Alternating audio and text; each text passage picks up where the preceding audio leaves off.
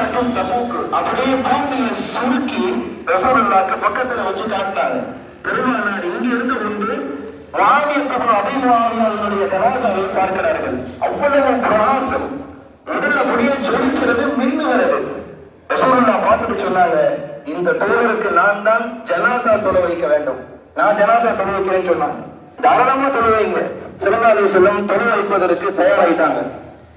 அப்ப ஜிப்ரீல் சொல்றாங்க, யா ரசூலல்லாஹ், பின்னாலே உங்கள் சஹாபாக்கள் மட்டும் இருக்கவில்லை, உங்கள் தேவர்கள் மட்டும் இருக்கவில்லை, மலக்குகளாகிய இந்த நபியும் பின்னால இருக்கிறது. 2 சஃபுகள் நிறைய. சஃபுன்னு சொன்னா இந்த பள்ளியில் இருக்கிற மாதிரி ஒரு 40-50 பேர் அந்த மாதிரி நினைச்சிடக்கூடாது. சஃபு என்றால் ஹதீஸிலே சொல்லுகிறார்கள், ஒரு சஃபிலே 70,000 மலக்குகள் நின்றார்களாம். 2 சஃபு என்றால் 140,000 மலக்குகள் நின்றிருக்கிறார்கள். பெருமானார் தொழ வைக்கிறாங்க. தொழுகை முடிஞ்சிருச்சு, நல்லடக்கம் செஞ்சுட்டாங்க. ரசூலுல்லாஹ்க்கு ஒரு ஆச்சரியம், என்னடா முஆவியத்துக்கு அபிமுஆவியா நம்முடைய தோழர்கள்ல ஒருத்தர், அவருடைய வஃபாத்து செய்தியை கேட்டு மலக்குகள் எல்லாம் வந்திருக்கிறார்கள். மதீனாவில் இருக்கிற அவருடைய ஜனாசாவை இங்க இருக்கிற எனக்கு காட்டப்படுகிறது.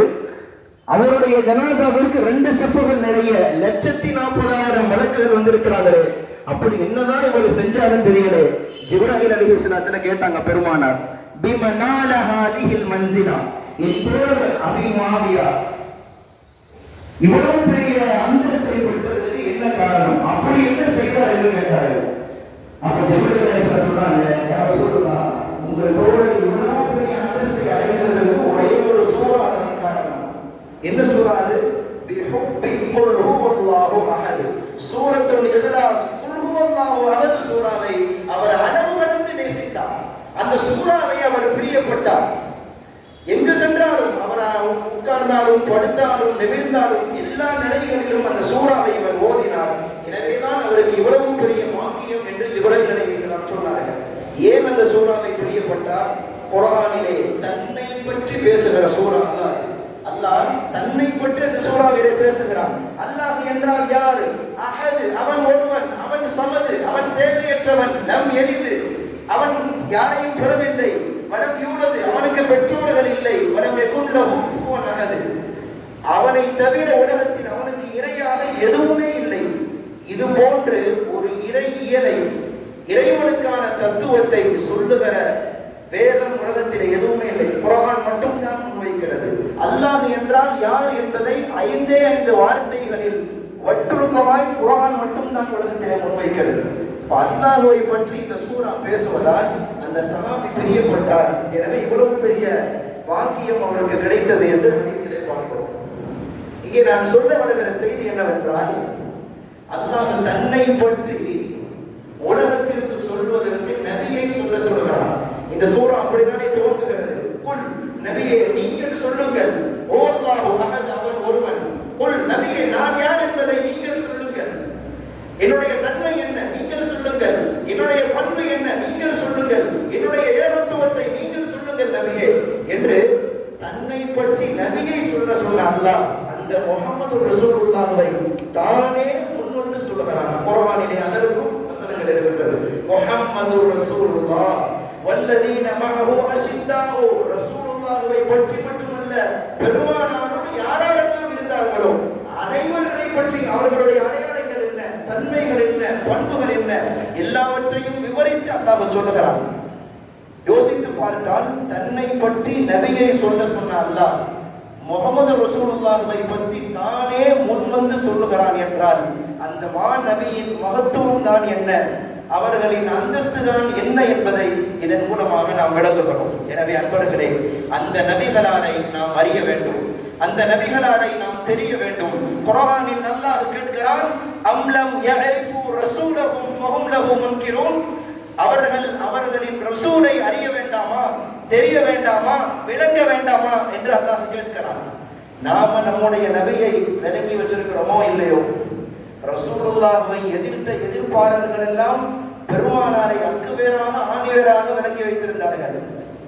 வலீத் இப்னு முகைரா என்று ஒருவர், யாருன்னா மக்காவிலே ரசூலுல்லாஹ்வை எதிர்த்த எதிர்ப்பாளர்களில் ரொம்ப முக்கியமான ஒரு ஆளு வலீத் இப்னு முகைரா. மக்காவில் இருக்கிற குறைஷிகள் எல்லாம் பெரிய அந்தஸ்துல வச்சிருந்தாங்க, ஒரு தலைவரா பார்த்தாங்க. குர்ஆன் எந்த அளவுக்குனா குர்ஆன் சொல்றது லவுலா நுஸில ஹாதல் குர்ஆன் அலா ரஜுலின் மினல் கர்யத்தைனி அஸீம். ஸல்லல்லாஹு அலைஹி வஸல்லம் அந்த மக்கள்கிட்ட போய் சொன்னாங்க, இந்த மாதிரி எனக்கு குர்ஆன் இறங்கி இருக்கிறது, அல்லாஹ் என்னிடத்திலே பேசுகிறான், அல்லாஹ் எனக்கு வஹியை அறிவிக்கிறான், என்னை ஏற்றுக்கொள்ளுங்கள், நான் நபி என்று அந்த மக்களிடத்திலே சொன்னபோது அந்த மக்கள் சொன்னார்களாம், என்ன இந்த முகம்மதுக்கு குர்ஆன் இறங்கி இருக்குதா, இந்த அனாதை இந்த முகம்மதுக்கு வேதம் இறங்கி இருக்குதா, நம்மோடு பிறந்து நம்ம கூடவே இங்கே வாழ்ந்திருக்கிற இந்த முகம்மதுக்கு குர்ஆன் இறங்கி இருக்கிறதா, இதை நாங்க நம்ப வேற செய்யணுமா என்று கேள்வி கிண்டல் செய்து விட்டு சொன்னார்களாம், எங்கள் ஊர்களிலே பெருந்தலைவர்கள் இருக்கிறார்கள், அந்த தலைவர்களுக்கு இந்த குர்ஆன் இறங்கி இருக்கிறது என்று சொன்னால் கூட நாங்கள் நம்பி விடுவோம், ஆனால் முகமது ரசூலுல்லாஹ்வுக்கு இறங்கி இருக்குன்னு சொன்னா நாங்க நம்ப மாட்டோம்னு சொன்னாங்க. யார் அந்த பெருந்தலைவர்கள்? குர்ஆன்ல அல்லாஹ் அதான் சொல்றான், ரெண்டு ஊர் அலா ரஜுலின் மினல் கர்யத்தைனி அஸீம், ரெண்டு ஊர், ஒன்னு மக்கா, இன்னொன்னு தாயிஃப். மக்காவிலே பெருந்தலைவர் வலீத் இப்னு முகைரா, தாயிஃபிலே பெருந்தலைவர் உர்வத் இப்னு மஸ்ஊத். இந்த ரெண்டு பேர்ல யாருக்கு இறங்கினாலும் நாங்க நம்பிடுவோம், ஆனா இவரை நம்ப மாட்டோம்னு சொன்னாங்க அந்த மக்கள். அவ்வளவு தூரம் வலீத் இப்னு முகைராவை மதிப்புல வச்சிருந்தாங்க. அப்ப ஸல்லல்லாஹு அலைஹி வஸல்லம் இப்படி சொல்லவும் அந்த மக்கள் போய் வலீத் இப்னு முகைராட்ட சொல்றாங்க, என்ன முகமது புதுசா வந்து ஒரு கொள்கையை பரப்பிட்டு இருக்கிறாரு, அவரை ஏத்துக்கணுமா, அவரை நபி நம்பணுமா, என்னமோ குர்ஆன் இறங்கி இருக்குதான், இதெல்லாம் சொல்றதை தடுத்து நிப்பாட்டணும், இது அப்படியே வளர்த்துட்டு கொண்டு போயிடுவாருன்னு சொல்லி அந்த மக்கள் சொன்னாங்க. ஏதாவது ஒரு வழி சொல்லுங்க. இப்போ ஒவ்வொருத்தரும் ஒவ்வொரு ஆலோசனையை கொடுக்குறாங்க. முகமதுக்கு பைத்தியம் பிடிச்சிருக்குன்னு சொல்லிடலாம், ஸல்லல்லாஹு அலைஹி வஸல்லம் பைத்தியம் பிடிச்சிருக்குன்னு சொல்லிடலாம்னு சொன்னாங்க. சில பேர்கள் அவர்களுக்கு சூனியம் வைத்து விட்டார்கள், அதனாலதான் இப்படி பேசுறாரு. சில பேர் சொன்னாங்க முகமது வாயை திறந்தாலே பொய் பேசுறாரு அப்படின்னு சொன்னாங்க. சில பேர் சொன்னார்கள் காசு பணம் சம்பாதிப்பதற்காக இப்படி பேசுகிறார் அப்படின்னு சொன்னாங்க. இது எல்லாத்தையும் அந்த தலைவர் கேட்டுட்டு இருந்துட்டு அவர் ஒரு வார்த்தை சொன்னார், நீங்கள் சொல்லுகிற எதுவும் அந்த முகமதுக்கு பொருந்தாது, ஸல்லல்லாஹு அலைஹி வஸல்லம் எதுவும் பொருந்தாது. நீங்கள் சொல்லுகிற எந்த தன்மையும் அவரிடத்தில் இல்லை.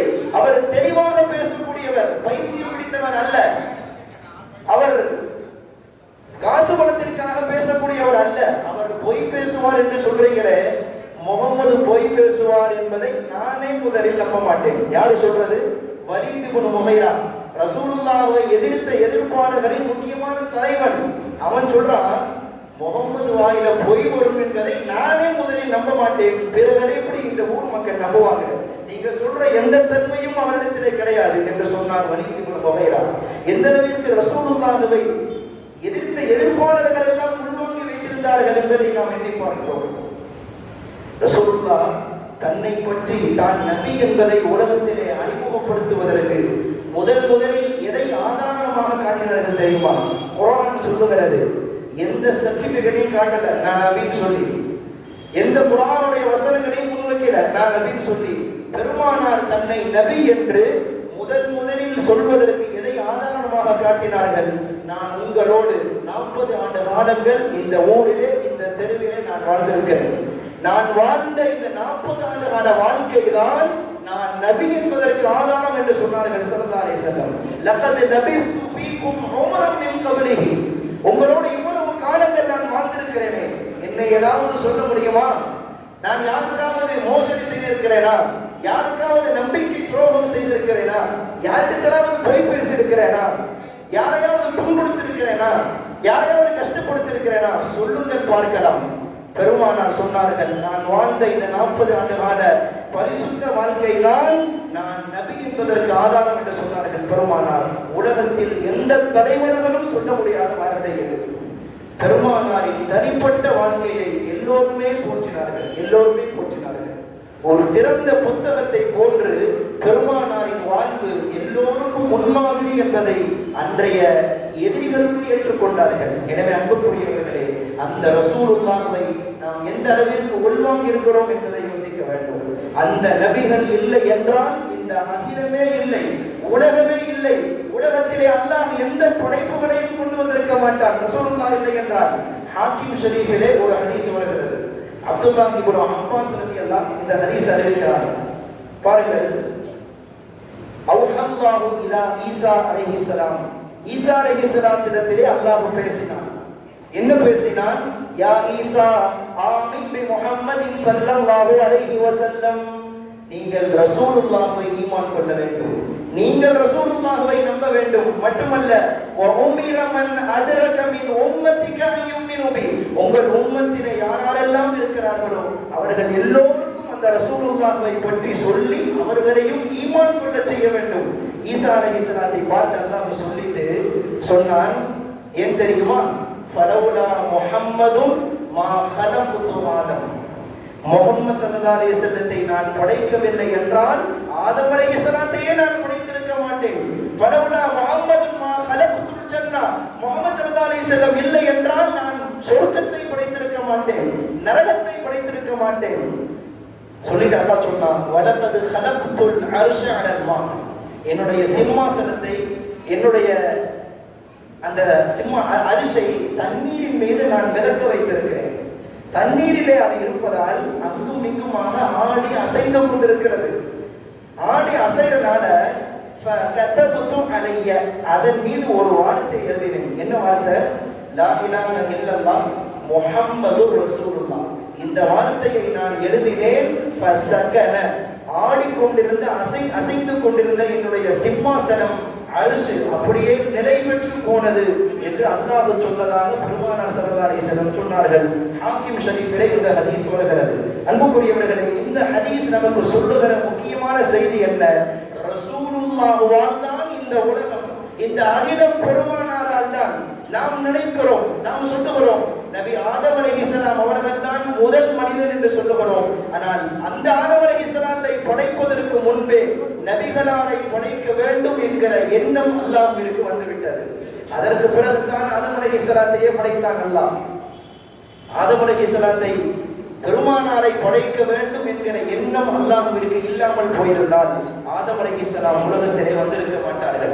சொர்க்கம் படைக்கப்பட்டிருக்காது, நரகம் படைக்கப்பட்டிருக்காது, உலகத்திலே மனிதர்களின் வருகை இருந்திருக்காது, உலகத்தில் எந்த படைப்புகளும் இருந்திருக்காது. அந்த ரசூலுக்காகத்தான் அல்லாஹ் எல்லாவற்றையும் படைத்தான். எனவேதான் பெருமானாரை அவ்வளும் நபி என்று சொல்லுகிறோம். பெருமானார் முதல் நபி. வந்த வரிசையில் வேண்டுமானால் ஆகிர் நபி, கடைசி நபியாக இருக்கலாம். ஆனால் பெருமானார் அல்லாஹ்வின் திட்டத்தில், அல்லாஹ்வின் முடிவிலே அவர்கள் தான் அவ்வளும் நபி, முதல் நபி. சஹாபாக்கள் கேட்டாங்க, யா ரசூலல்லாஹ், நீங்கள் எப்போது படைக்கப்பட்டீர்கள்? நீங்கள் படைக்கப்பட்டதின் ஆரம்பம் என்ன? ரசூலுல்லாஹ் சொன்னாங்க, வல் ஆதமு பைனல் மாஇ வத்தீன். ஆதம் அலைஹிஸ்ஸலாத்தை அல்லாஹ் மண்ணுக்கும் தண்ணீருக்கும் மத்தியிலே போட்டு குழப்பும் போதே என்னை படைக்க வேண்டும் என்று அல்லாஹ் முடிவு செய்து விட்டான். அந்த நேரத்திலேயே நான் உலகத்திற்கு வர வேண்டும் என்று அல்லாஹ் தீர்மானம் செய்து விட்டான் என்று சொன்னார்கள் பெருமானார். ரசூலுல்லாஹை நாம் விளங்க வேண்டும். ஸல்லல்லாஹு அலைஹி வஸல்லம் மக்காவில் இருக்கிறார்கள். அபூபக்கர் ரலியல்லாஹு அன்ஹு ஒரு நாள் சிரியாவுக்கு போறாங்க. எதற்காக? வியாபார நோக்கமா போறாங்க. அந்த நேரத்துல இஸ்லாம்லாம் இன்னும் வரல. ஸல்லல்லாஹு அலைஹி வஸல்லம் தன்னை நபி என்று இன்னும் அறிமுகப்படுத்தல. அபூபக்கர் ரலியல்லாஹு அன்ஹு இன்னும் இஸ்லாத்தை ஏத்துக்கல. அப்படி இருக்கிற ஒரு நாள்ல அபூபக்கர் ரலியல்லாஹு சிரியாவுக்கு போறாங்க. போன இடத்திலே ஒரு யூத பாதிரியார் சந்திக்கிறார். சந்தித்து சொன்னார், நீங்கள் அபூபக்கர் தானே அப்படின்னு கேட்டார். அவர் யாருன்னா யூத மதத்தினுடைய வேதங்களை நன்றாக கற்றறிந்தவர், நல்ல கரைச்சு குடிச்சவர். அபூபக்கர் ரலியல்லாஹுடைய பெயர் அதுவரைக்கும் அபூபக்கர் இல்லை, அப்துர் ரஹ்மான் பேர். இஸ்லாத்தை ஏற்றதற்கு பின்னாடி அபூபக்கர் என்ற பெயர் வந்தது. அப்ப அவர் கேட்டாரு, உங்கள் பெயர் அபூபக்கர் தானே? உண்மையில் உங்க பெயர் அபூபக்கர் தான். இனி வரக்கூடிய ஒரு காலத்திலே ஒரு நபி ஒருத்தர் வருவார், இறுதி தூதர் ஒருத்தர் வருவார். அவர் கூட நீங்கள் தான் உற்ற தோழராக இருப்பீர்கள். நீங்க தான் அவர் கூட, அவர் வெளியூர் போனாலும் உள்ளூரில் இருந்தாலும் அவர்கள் கூடவே நீங்கள் இருப்பீர்கள். சொல்ல போனால் குகையிலே போய் அவர் சில காலங்கள் தங்குவார், அங்கேயும் நீங்கள் தான் உற்ற தோழராக இருப்பீர்கள். அபூபக்கர் ரலியல்லாஹு ஒன்றும் புரியல. இது நம்ம இறுதி நபி வருவார், அவர் கூட நான் ஃப்ரெண்டா இருப்பேன், புதுசு புதுசா சொல்றாரு. ஆனா அந்த நேரத்துல ரசூலுல்லாஹ் அபூபக்கர் ரலியல்லாஹுக்கு நண்பர் தான். ஆனா அபூபக்கர் ரலியல்லாஹுக்கு தெரியாது தன்னுடைய நண்பர் தான் பின்னாடி நபியா வர போறான்னு தெரியாது. அப்ப அந்த பாதிரி சொல்றதை கேட்டுட்டு வந்துட்டாங்க அபூபக்கர் ரலியல்லாஹு மக்காவுக்கு வந்துட்டாங்க. வந்துட்டு கொஞ்ச நாள்ல ஸல்லல்லாஹு அலைஹி வஸல்லம் தன்னை நபி என்று மக்களிடத்திலே பிரச்சாரம் செய்கிறார்கள். இது அபூபக்கர் ரலியல்லாஹு காதுக்கு போகுது. நேரம் வர்றாங்க, இன்னும் இவ்வளவு நாள நம்முடைய நண்பர் அவர் நபி ஆயிட்டாரே அப்படின்னு ஆச்சரியப்பட்டு ரசூலுல்லாஹ் முன்னாடி வந்து நிக்கிறாங்க. வேலையை கிளை முடிச்சுட்டு நிக்கிறாங்க. ரசூலுல்லாஹ் கேட்டாங்க, என்ன அபூபக்கரே ஒரு மாதிரி தயக்கமா நிற்கிறீங்களே, என்ன காரணம்? நீங்கள் சிரியாவிற்கு போன போது அந்த பாதிரியார் உங்களை சந்தித்து சொன்னாரே, ஒரு இறுதி நபர் ஒருத்தர் வருவார், அவர் கூட நீங்கள் உற்ற தோழராக இருப்பீர்கள், அவர் எங்கு போனாலும் நீங்கள் கூட இருப்பீர்கள் என்று சொன்னாரே, அவர் சொன்ன அந்த இறுதி நபி நான் தான் அபூபக்கர், நான் தான் அல்லாஹ்வால் அனுப்பப்பட்ட இறுதி நபி, என்ன ஈமான் கொள்ளுங்கள் என்று சொன்னார்கள். அபூபக்கர் ரலியல்லாஹு அன்ஹு அந்த நேரத்திலேயே பெருமானாரின் கரம் பிடித்து இஸ்லாத்தை ஏற்றுக்கொண்டார்கள். எதற்கு சொல்லுகிறேன்? ரசூலுல்லாஹ்வை சஹாபாக்கள் மட்டும் விளங்கி வைத்திருக்கவில்லை, இஸ்லாத்தை ஏற்றுக்கொண்டவர்கள் மட்டும் பெருமானாரை விளங்கவில்லை. வேதம் அருளப்பட்ட பாதிரிமார்கள் எல்லாம் ரசூலுல்லாஹ்வை அக்குவேராக ஆணிவேராக விளங்கி வைத்திருந்தார்கள். எனவே அந்த ரசூலுல்லாஹ்வை நாம் முழுமையாக விளங்க வேண்டும். அன்புக்குரியவர்களே, நாம் யோசிக்கிறோம், பெருமானார் இந்த உலகத்திற்கு வருவதற்கு முன்னால் இந்த உலகம் எப்படி இருந்தது? இந்த உலகம் எப்படி இருந்தது? சின்ன சின்ன விஷயங்களுக்கெல்லாம் சண்டைகளும் சச்சரவுகளும் பதட்டங்களும் சூழ்ந்திருந்தது. லேசான விஷயத்துக்கெல்லாம் பெரிய சண்டை போடுவாங்க, பெரிய பெரிய சண்டை போடுவாங்க. சண்டை என்றால் நாட்கணக்கில் அல்ல, மாத கணக்கில் அல்ல, வருடக்கணக்கில் சண்டை போடுவார்கள். அந்த சமூகத்திற்கு பெருமானாரை கொண்டு தான் அல்லாஹ் சகோதரத்துவத்தை கொடுத்தான், ஒற்றுமையை கொடுத்தான். நமக்கு தெரியும், எர்முக் என்று இஸ்லாமிய வரலாற்றிலே ஒரு யுத்தம் நடந்தது, எர்முக் போர். அந்த போர்ல எதிரிகள் பல்லாயிரக்கணக்கான பேர் இருக்கிறாங்க, எதிரிகள். ஆனால் முஸ்லிம்கள் தரப்பிலே மக்காவிலிருந்து வந்த முஸ்லிம்கள், மதீனாவிலிருந்து வந்த முஸ்லிம்கள் ரெண்டு பேரையும் சேர்த்தாலே கொஞ்சம் கம்மி தான், குறைவுதான் எண்ணிக்கையில. போர் துவங்கியது.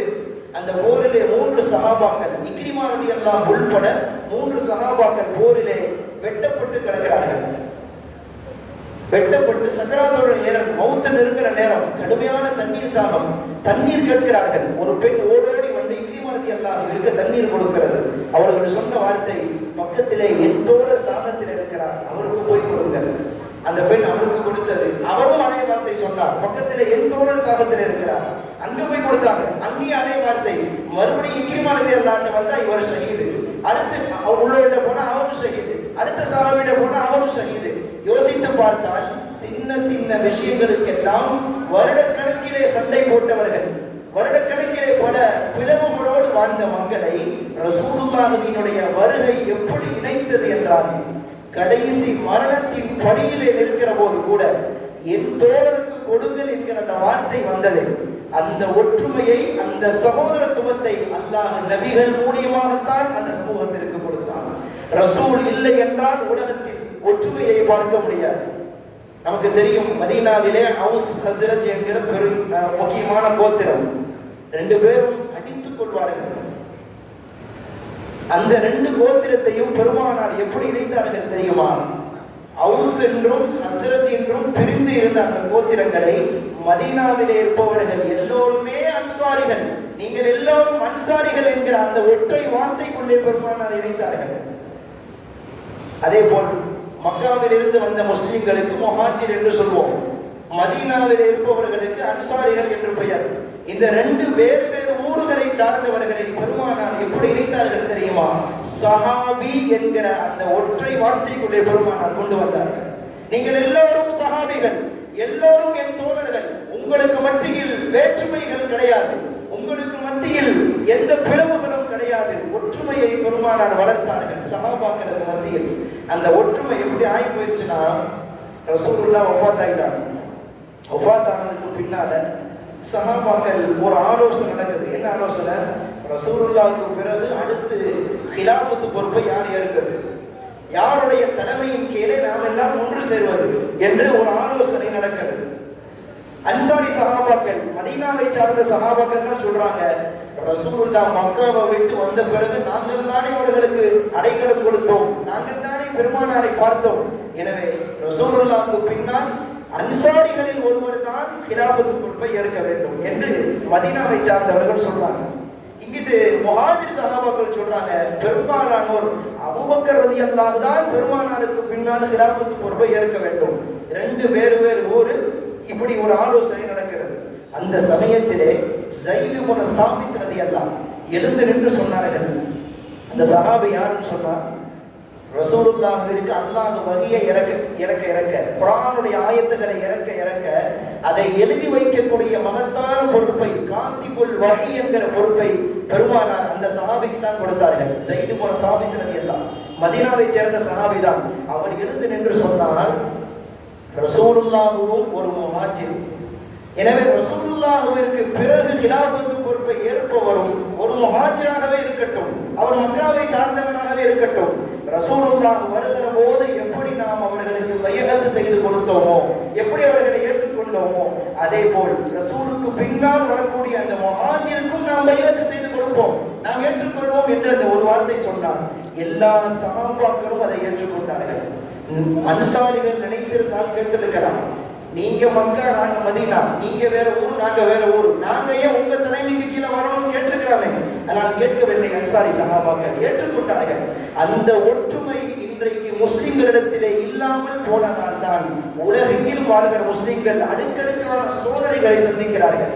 அந்த ஒற்றுமை முஸ்லிம்களிடத்திலே இருந்தது என்றால் இன்றைக்கு பாபர் மசூதி இடிக்கப்பட்டிருக்காது, வக்ஃப் சம்பந்தமான பிரச்சனைகள் வந்திருக்காது, முஸ்லிம்கள் மீது தேவையில்லாத சட்டங்களை திணித்திருக்க மாட்டார்கள். அந்த ஒற்றுமை ரசூலுல்லாஹ்வால் தான் அந்த சகோதரத்துவத்தை அல்லாஹ் கொடுத்தான், நபிகள் மூலியமாகத்தான் கொடுத்தான். உலகத்திலே நபிகள் இல்லை என்றால் ஆன்மீகம் என்றால் என்னவென்றே தெரியாமல் போயிருப்போம். உலகத்திற்கு ஆன்மீகத்தை சொல்லிக் கொடுத்தவர்கள் ஸல்லல்லாஹு அலைஹி வஸல்லம். மக்காவிலே ஒரு நாளைக்கு ஒரு சிலை என்கிற விகிதம் 365 நாளைக்கு 365 சிலையை வைத்து அந்த மக்கள் வணங்கிக் கொண்டிருந்தார்கள். எங்கு போனாலும் குறிப்பார்த்து விட்டு போவார்கள். இது நல்ல நாள், இது நல்ல நேரம், இந்த கெட்ட நாள், கெட்ட நேரம் என்று குறிப்பார்ப்பார்கள். இன்னும் சொல்ல போனால் வணக்க வழிபாடுகள் என்கிற பெயரிலே, ஆன்மீகம் என்கிற பெயரிலே அனாச்சாரங்களை கட்டவிழ்த்து விட்டு அந்த மக்கள் செய்தார்கள். சொன்னால் நாம் கூசும் புனித காபத்துல்லாஹ்வை ஆண்களும் பெண்களும் நிர்வாணமாக தவாஃப் செய்வார்களாம். ரசூலுல்லாஹ் வருவதற்கு முன்னால் நிர்வாணமாக, பகல் நேரத்திலே ஆண்களும் இரவு நேரத்திலே பெண்களும் நிர்வாணமாக காபாவை தவாஃப் செய்வார்கள். அப்ப அந்த மக்கள்கிட்ட போய் கேட்டா, எங்க புனித இடம் சொல்றீங்களே, இவ்வளவு கேவலப்படுத்துறீங்களே என்ன அப்படின்னு கேட்டா, அந்த மக்கள் யாக்கான பேசுவாங்களா? அதெல்லாம் இல்லை, இந்த ஆடைகளை போட்டுதானே நாங்க எவ்வளவு பாவம் செய்யறோம், எங்க போனாலும் பாவமான பார்வை, பாவமான பேச்சு, பாவமான கொடுக்கல் வாங்கல் எல்லாம் இந்த ஆடையை போட்டுதானே செய்வோம். இந்த பாவங்கள் நிறைந்த ஆடையோடு இறை இல்லத்தை நாங்க எப்படி சுற்றுவது? அதனால கரண்டி வச்சுட்டு நிர்வாணமா நாங்க சுற்றுறோம் சொல்லுவாங்க, வியாக்கியானம் பேசுவாங்க. வணக்க வழிபாடுகள் என்கிற பெயரிலே மூடத்தனமாக நடந்த அந்த மக்களிடத்திலே ரசூலுல்லாஹ்வினுடைய வருகை, ரசூலுல்லாஹ் என்ன சொன்னார்கள்? வணக்க வழிபாடுகள் என்றால் என்ன, ஆன்மீகம் என்றால் என்ன என்பதை அந்த மக்களுக்கு கற்றுக் கொடுத்தார்கள். வரலாற்றிலே சுமாமத் இப்னு உஸால் என்கிற ஒரு சஹாபி. இந்த சஹாபியானா இஸ்லாத்திற்கு வருவதற்கு முன்னால காஃபிர் மட்டும் அல்ல, முஸ்லிம்களை கண்டாலே ஏதாவது தொல்லை கொடுப்பார், ஏதாவது தொல்லை, முஸ்லிம்களை கண்டாலே எரித்து விடுவார். சுமாமத் இப்னு உஸால் அவர் இஸ்லாத்துக்கு வந்துட்டார். வந்ததுக்கு பின்னாடி ரசூலுல்லாஹ் கேட்டாரு, யா ரசூலுல்லாஹ், நான் இஸ்லாத்தை ஏற்பதற்கு முன்பு எனது ஊரில் இருந்து மக்காவுக்கு உம்ரா செய்வதற்காக போய் கொண்டிருந்தேன். அந்த நேரத்திலே தான் உங்கள் தோழர்கள் என்னை அடையாளம் கண்டு உங்களிடத்திலே பிடித்து கொண்டு வந்து விட்டார்கள். இப்போதுதான் நான் இஸ்லாத்தை ஏற்றுக்கொண்டேனே, உம்ரா செய்ய போகலாமான்னு கேட்டார். அப்ப ரசூலுல்லாஹ் சொன்னாங்க, தாராளமா போகலாம் சுமாமா, தாராளமா போங்க. ஆனால் உம்ராவிற்கு என்று சில வழிமுறைகள் இருக்கிறது, சில வழிமுறைகள் இருக்கிறது. இதுவரைக்கும் நீங்கள் உம்ரா செய்தது போல் இன்னைக்கு செய்ய முடியாது, இதுவரைக்கும் நீங்கள் தவாஃப் செய்தது போல் இன்னைக்கு செய்ய முடியாது. தவாஃப் செய்வது என்றால் ஆடைகளை உறுத்தி கொண்டு செய்ய வேண்டும். மேல ஒரு ஆடை, கீழே ஒரு ஆடை, தலை மறைக்காமல் இருக்க வேண்டும். இப்படி உம்ராவினுடைய வழிமுறைகளை சொல்லி கொடுத்து ரசூலுல்லாஹ் அனுப்பி வைக்கிறார். அவர் போறார், அதே மாதிரி ஆடைகளை வாங்கிட்டு கொடுத்துட்டு போறார். போய் மக்காவுல நுழைஞ்சா அந்த மக்கள் கேட்டாங்க, லக்கது சபௌத யா சுமாமா, என்ன சுமாமா அந்த முகமது கூட போயிட்டியா, அவங்க கூட சேர்த்துட்டு போல, ஏன் இப்படி அம்மா கூட போயிட்டேன்னு சொல்லி கேட்கிறப்ப சுமாமா சொன்னார், லா நான் அங்கே நான் லாகின் அஸ்லம்து நபிய ஸல்லல்லாஹு அலைஹி வஸல்லம், நான் முஹம்மது ரசூலுல்லாஹ்வை நபியாக ஏற்றிருக்கிறேன், இஸ்லாத்தை நான் ஏற்றிருக்கிறேன் என்று சொன்னார். சொன்னவுடன் அந்த மக்கள் சுமாமாவுக்கே டார்ச்சர் கொடுக்க ஆரம்பிச்சுட்டாங்க. சுமாமா யாருன்னா, அந்த மக்களுக்கு எல்லாம், மக்காவில் இருக்கிற எல்லாருக்கும் அவருடைய ஊர்ல இருந்துதான் தானியங்களை கொடுக்கிறார், கோதுமைகளை கொடுக்கிறார். அந்த மக்கள் அதை வச்சுதான் சாப்பிடுவாங்க. சுமாமா சொன்னாரு, என்னையவே நீங்க டார்ச்சர் பண்றீங்களா, என்னையவே நீங்க இப்படி பேசுறீங்களா, கேட்டுக்கொள்ளுங்கள், எனது ஊரில் இருந்து உங்களுக்கு எந்த கோதுமையும் எந்த தானியமும் வராது, எல்லாம் முடிந்து விட்டது, எல்லாம் ஸ்டாப் ஆயிடுச்சு, எல்லாம் முடிஞ்சிருச்சுன்னு சொல்லிட்டு போயிட்டார் ஊருக்கு. அவர் போயிட்டு சொன்னது மாதிரியே ஊருக்கு எந்த தானியத்தையும் அனுப்பல, எந்த கோதுமையும் அனுப்பி வைக்கல. இங்கே மக்காவே கடும் பஞ்சத்திலே கஷ்டப்படுகிறது, எல்லா உணவுக்கு கூட வழி இல்லாமல் நிற்கிறாங்க. அந்த சமயத்திலே அந்த மக்காவில் இருக்கிற மக்கள் முகமது ரசூலுல்லாஹ்வுக்கு கடிதம் எழுதினாங்க. முகமது அவர்களே, உங்களை ஏற்றுக்கொண்ட சுமாமா இங்கே வந்தபோது நாங்கள் முறை தவறி அவரிடத்திலே நடந்து கொண்டோம், முறை தவறி பேசிவிட்டோம். எனவே எங்களுக்கு தானியங்கள் எதையும் அனுப்ப மாட்டேன்னு சொல்லிட்டு போயிட்டாரு. இதுவரைக்கும் எங்களுக்கு எதுவுமே அனுப்பல. எங்கள் ஊர் இப்போது பஞ்சத்திலே இருக்கிறது. நீங்கள் மட்டும் அவரிடத்திலே சொல்லவில்லை என்றால் எங்களுக்கோ எங்கள் பிள்ளைகளுக்கோ உணவு இல்லை, நீங்கள் சொல்லுங்கள் என்று யார் சொல்றார்? ரசூலுல்லாஹ்வை விரட்டிய, ரசூலுல்லாஹ்வை எதிர்த்த அந்த மக்கள் இப்ப ரசூலுல்லாஹ்விடையே உதவி கடிதம் எழுதுறாங்க. ரசூலுல்லாஹ் இங்க நினைச்சிருந்தா என்ன செஞ்சிருக்கலாம்? நல்ல போடுங்க, என்னை விரட்டிங்களா இல்லையா, என்னை ஏத்துக்கலைல என்று ரசூலுல்லாஹ் எதுவுமே செய்யாம விட்டுக்கிறான். ஆனால் பெருமானார் எல்லோருக்குமான அவர்கள் நபி, உலகத்திலே அவர்களை ஏற்றாலும் சரி ஏற்கவில்லை என்றாலும் சரி எல்லோருக்கும் அல்லாஹ் ரஹ்மத்துல்லில் ஆலமீனாக அருள்கொடையாகத்தான் அல்லாஹ் நபி இறக்கி இருக்கிறார். பெருமானார் உடனே சுமாமாவுக்கு கடிதம் எழுதினார்கள். சுமாமா, என்ன உன்னுடைய முடிவை இப்படி மாத்திட்டியாமே, அந்த மக்கள் சொல்றாங்களே, அந்த மக்களுடைய பஞ்சத்திற்கு நாம் காரணமாக வேண்டாம் சுமாமா, நீ அவர்களுக்கு எப்போது போல தானியங்களை அனுப்பி வை என்று சொன்னார் என்று ரசூலுல்லாஹ் கடிதம் போடுறாங்க. அப்ப அந்த கடிதத்தை படிச்சு பார்த்துட்டு சுமாமா மீண்டும் போடுகிறார், அவர்கள் மீது எனக்கு இருந்த வெறுப்புக்கு ஒரு நாள் கூட இனிமேல் தானியங்களை அனுப்பவே மாட்டேன் என்று முடிவு செய்திருந்தேன். ஆனால் எனது நபி முகமது ரசூலுல்லாஹ் உங்கள் வார்த்தைக்கு மதிப்பளித்து நான் இப்போது அனுப்பி வைக்கிறேன் என்று சொல்லி அனுப்பி வைத்தார். வரலாற்றை பார்க்கிறோம். ரசூலுல்லாஹ் எந்த அளவிற்கு இந்த உலகத்திற்கு பண்பாட்டை கற்றுக் கொடுத்தார்கள், நாகரிகத்தை கற்றுக் கொடுத்தார்கள், எப்படி இந்த மக்களை எப்படி மாற்றினார்கள் பாருங்கள். ரசூல் ஸல்லல்லாஹு அலைஹி வஸல்லம் தன்னை பற்றி சொல்லுகிற போது சொல்லுவார்கள், அன மதீனத்துல் இல்ம், நான் கல்வியின் பட்டணம், நான் கல்வியின் பட்டணம். வஅலியுன் பாபுஹா, அந்த கல்வி பட்டணத்தின் தலைவாசல் யார் தெரியுமா? அது எனது மருமகன் அலி ரலியல்லாஹு என்று சொன்னார்கள் பெருமானார். அலி ரலியல்லாஹுவிற்கு அவ்வளவு கல்வி ஆற்றலை அல்லாஹ் வழங்கியிருந்தார். அந்த கல்வி ஆற்றல் யாரால் கிடைத்தது? பெருமானாரால் தான் கிடைத்தது. பெருமானார் கற்றுக் கொடுத்தது. அலி ரலியல்லாஹு அவங்களுடைய தோல் உச்சத்துக்கு மேல ரசூலுல்லாஹ் ஏறி நிற்பாங்க. ஒரு கட்டத்துல ஏறி நிற்கிறப்ப, என்ன நாயகமே அப்படின்னு அலி ரலியல்லாஹு கேட்டப்ப ரசூலுல்லாஹ் சொன்னாங்க, அலியே, இதன் மூலமாக என்னை நீ சுமக்கிறாய் அல்லவா, இதன் மூலமாக என்னுடைய கல்வியானத்தை உனக்கும் கொடுப்பான் அல்லாஹ் அப்படின்னு சொன்னாங்க. சொன்னது மாதிரி அலி ரலியல்லாஹுவிற்கு அவ்வளவு கல்வி ஆற்றலை அல்லாஹ் கொடுத்தான். அலி ரலியல்லாஹுவினுடைய கல்வி ஆற்றலுக்கு ஒரு உதாரணம் சொல்லலாம், கேள்விப்பட்டிருப்பீர்கள். ஒரு சுவாரஸ்யமான ஒரு நிகழ்வு பாருங்கள். அலி ரலியல்லாஹுவிடத்திலே 3 நபர்கள் வருகிறார்கள். கேட்டார்கள், எங்களுடைய தந்தை வஃபாத் ஆகிவிட்டார், எங்க தந்தை வஃபாத் ஆகிட்டார், போகிற போது 17 ஒட்டகத்தை எங்களுக்கு விட்டுட்டு போயிருக்கிறார். இந்த 17 ஒட்டகத்தை நாங்கள் 3 பேருமே பிரிச்சுக்கிறோம், யாராருக்கு எவ்வளவு சொல்லிட்டு போயிட்டாரு. ஆனா எங்கள் தந்தை சொன்னது மாதிரி எங்களால பிரிக்க முடியல, எப்படி பிரிக்கிறது தெரியல, குழம்புது. அதனால அலி ரலியல்லாஹு நீங்க தான் எங்களுக்கு அதை பிரிச்சு தரணும்னு கேட்கிறாங்க. அலி ரலியல்லாஹு கேட்டாங்க, அது என்ன கணக்கு, யாராருக்கு எவ்வளவு கொடுக்கணும்? சொன்னாங்க, எங்க 3 பேர்ல அந்த 17 ஒட்டகத்திலே பாதியை ஒருவருக்கு கொடுக்கணும், இன்னொருவருக்கு அந்த 17இல் 3 பங்காக வைத்து ஒரு பங்கை மட்டும் ஒருத்தருக்கு கொடுக்கணும், இன்னொருத்தருக்கு அந்த 17 ஒட்டகத்தை 9 பங்காக வைத்து அதுல ஒரு பங்கை இன்னொருத்தருக்கு கொடுக்கணும். எப்படி பிரிக்க முடியும் எங்களுக்கு தெரியல, நீங்க பிரிச்சு கொடுங்கன்னு சொன்னாங்க. யோசிச்சு பார்த்தா 17 ஒட்டகம் ஒரு காசு பணமா இருந்தா கூட அதை 2ஆ பிரிச்சிடலாம், ஏன்னா ஒத்தப்பட நம்பர் 2ஆ பிரிச்சு கொடுத்துடலாம். ஆனா இந்த உயிருள்ள பொருள் ஒட்டகம் என்ன, ஒரு ஒட்டகத்தை அறுத்து கொடுக்கிற மாதிரி வரும் 2 பேருக்கு, அப்படி கொடுக்க முடியாது. அப்ப அழுது எல்லாம் இவ்வளவுதான விஷயம், நான் பிரிக்கிறேன் பாருங்கள்.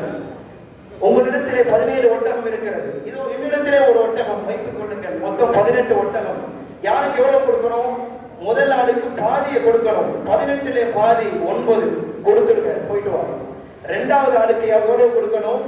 3 பங்காக வைத்து ஒரு பங்கை கொடுக்கணும். அப்ப 18 3ஆக வைத்து ஒரு பங்கு என்றால் 6 வருகிறது. 6 ஒட்டகத்தை கொடுத்துரு, போயிட்டு வா. அடுத்த நபருக்கு எவ்வளவு கொடுக்கணும்? 18 9ஆக வைத்து அதுல ஒரு பங்கை கொடுக்கணும். 18ஐ 9ஆக வைத்து அதிலே 1 2 ஒட்டகம் 2 கொடுத்துட்டாங்க. இப்ப கூட்டி பாருங்க. முதல் நாளுக்கு ஒரு 9, இரண்டாவது ஆளுக்கு ஒரு 6, மொத்தம் 15, மூணாவது ஆளுக்கு 2, மொத்தம் 17 ஆச்சு. மிச்சம் ஒரு ஒட்டகம் இருக்குது. அது என்னுடைய ஒட்டகம், கொடுங்க வாங்கிட்டு போயிட்டாங்க. எவ்வளவு பெரிய கல்வி ஆற்றல் பாருங்க. அவ்வளவு ஒரு கஷ்டமான மசாலாவை கூட எவ்வளவு எளிதாக சமாளித்திருக்கிறார்கள் பாருங்க. அலிரதி எல்லாம் அந்த கல்வி ஆற்றலை அல்லாஹ் எப்படி கொடுத்தான்? நபிகள் மூலியமாகத்தான், ரசூலுல்லாஹின் மூலியமாகத்தான் அலிரதி எல்லாம் கொடுத்தான் அந்த கல்வி ஆற்றலை. இப்படி எல்லாவற்றையும் பெருமானார் தான் இந்த உலகத்திலே கற்றுக் கொடுத்தார்கள். பண்பாட்டை கற்றுக் கொடுத்தார்கள், நாகரிகத்தை கற்றுக் கொடுத்தார்கள், பிற மக்களிடத்தில் எப்படி பழக வேண்டும் என்கிற அந்த பழக்க வழக்கத்தை ரசூலுல்லாஹ் தான் கற்றுக் கொடுத்தார்கள்.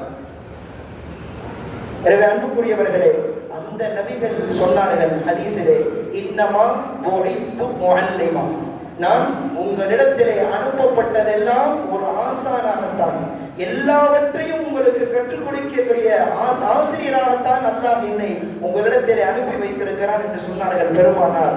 அந்த பெருமானார் இல்லை என்றால் இந்த அகிலம் இல்லை, இந்த உலகத்தின் இயக்கம் இல்லை, இந்த உலகத்தில் எடுக்கப்பட்ட எந்த வேதங்களும் இல்லை, குர்ஆனும் இல்லை, ஜபூரும் இல்லை, இன்ஜீலும் இல்லை. அந்த ஒரு ரசூலுக்காகத்தான் அல்லாஹ் உலகத்தையே படைத்து வைத்திருக்கிறான். அந்த ரசூலுல்லாஹ்வை கொண்டாடுவதற்காக, அந்த ரசூலுடைய மீலாதை முன்னிட்டு நமது ஊரிலே இது போன்ற ஒரு உணவுகளை தயாரித்து நாம் பங்கிட்டு கொண்டாட இருக்கிறோம். எல்லாம் வல்ல ரப்புல் ஆலமீன் இதை கியாமத் வரைக்கும் கபூல் செய்வானாக. இதற்கு யாரெல்லாம் பாடுபட்டார்களோ, உடலால், பொருளால், நிர்வாகம், எல்லோ பேருக்கும் அல்லாஹ் நற்கூலியை வழங்குவானாக. பெருமானாரை நேசத்தை பெற்று மக்களாக, பெருமானாரை கடைசி வரைக்கும் நேசிக்கக்கூடிய, தன் உயிரை விட நேசிக்கக்கூடிய மக்களாக அல்லாஹ் நம் எல்லோரையும் ஆக்குவானாக.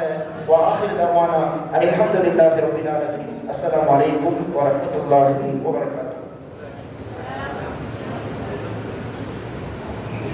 ஹஸரத் அவர்களுக்கு மனமார்ந்த நன்றியை கூறி, நன்றி உரை மன்றோலா சபையினுடைய செயலாளர் அல்ஹாஜ் PIM ஜாபர்தீன் அண்ணன் அவர்கள் இப்பொழுது நன்றி உரை நிகழ்த்துவார்கள்.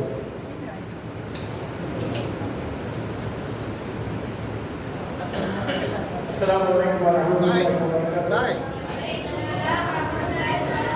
சீரும் சிறப்புமாக நம்முடைய மன்றோலா சபையினுடைய தலைமையிலே ஈது மீலாத் நபவி சபை சார்பிலே வருடந்தோறும் நம்முடைய காலத்தில் நம்முடைய முன்னோர்கள் ஏற்படுத்தி வைத்த ஒரு சிறந்த ஒரு நிர்வாகத்தை நாம் நடத்தி கொண்டிருக்கிறோம். ஈது மீலாத், ஈது என்ன பேருனா நபவி சபை, ஈது மீலாத் நபவி சபை அந்த காலத்திலே அந்த பேரை வச்சிருக்காங்க. நம்முடைய சீதேவிகள் அவங்க வச்சு துவக்கினதுதான் இந்த ஈது மீலாது. இது ஒரு மீலாது கொண்டாட்டம், பெருநாள் கொண்டாட்டம். மீலாது கொண்டாட்டங்கிற மாதிரி இது ஒரு மீலாது கொண்டாட்டம், பெருநாள் கொண்டாட்டம். அது மாதிரி நாம் செய்து கொண்டிருக்கிறோம். நம்முடைய நிர்வாகம் தொடர்ந்து வருடக்கணக்கிலே, ஆண்டு கணக்கிலே, நம்முடைய மூதாதையர்கள் நூற்றாண்டு கணக்கிலே அவர்கள் செய்து கொண்டு வந்ததை நாமும் செய்து கொண்டிருக்கிறோம். அது மட்டுமல்ல, நம்முடைய நண்பர் ஈது மீலாது நபவி சபை சார்பாக ஊர்வலம் விடுகிறோம். கண்மணி நாயகத்துடைய பிறந்த நாள் என்று நாம் ஊர்வலம் விடுகிறோம். அதுவும் ஈது மீலாது நபவி சபை சார்பாக செய்கிறோம். அது மாதிரி நம்ம ஊரிலே பெருநாளை கூட அவ்வளவு விசேஷம் இருக்காது. கண்மணி நாயகத்துடைய பிறந்த நாள் என்று பிறந்த நாளை அத்தனை சீரும் சிறப்புமாக நம்ம ஊர் வளமை பிரகாரம் ஆண்டு கணக்கிலே நாம் கொண்டாடுகிறோம். நஸ்ர மீலாது நபவி, நஸ்ர மீலாத் அவர்களும் கொண்டாடுகிறார்கள். அந்த சபையின் சார்பிலும் மிக சிறப்பாக சீரும் சிறப்புமாக வருடந்தோறும் இந்த கண்மணி நாயகத்துடைய பிறந்த நாளை நாம் கொண்டாடி கொண்டிருக்கிறோம். அது போன்று இது பூர்வ சீரணி நாளை போகிறோம். 1030 மரக்கா சீரணி கிட்டத்தட்ட 7 லட்சம் ரூபாய் 8 லட்சம் ரூபாய் செலவாகுது. இருந்தாலும் நம்ம செய்யணும், நம்ம ஊர்ல செய்யணும். நம்முடைய பாரம்பரியத்தினுடைய அடிப்படையிலே இந்த சீரணியை நாம் செய்து நாளை ஊர் புறாவும் நாம் வழங்க இருக்கிறோம். கூடிய கோபுரத்தின் காரணமாகவும் நம்ம மக்களுடைய மக்களுடைய அவர்கள் வழங்கக்கூடிய நன்கொடையின் காரணமாக நாம் இந்த ஊரில் இந்த சிறப்பான நிகழ்ச்சியை நாம் செய்து கொண்டிருக்கிறோம். உங்கள் அத்தனை பேருக்கும் நான் இந்த நேரத்திலே வருகை தந்திருக்கக்கூடிய உங்கள் அனைவர்களுக்கும் நான் என்னுடைய சபையின் சார்பிலே நன்றி அறிவியலை தெரிவித்துக் கொள்கிறேன். தலைமை தாங்கிய அகிரத் பெருந்திரி அவர்களுக்கும் சிறப்புரையாற்றிய நம்முடைய சின்னப்பள்ளியுடைய சிறப்பு மிகு இமாம் அவர்களுக்கும் இங்கே வருகை தந்திருக்கக்கூடிய அருமை சகோதரிகளும் வந்திருக்கிறார்கள் அவர்களுக்கும் நம்முடைய மாணவ பெரியப்பள்ளி சின்னப்பள்ளியினுடைய மதரசா மாணவர்களுக்கும் எங்களுடைய எங்களுடைய சின்னப்பள்ளி அன்புள்ள சபையின்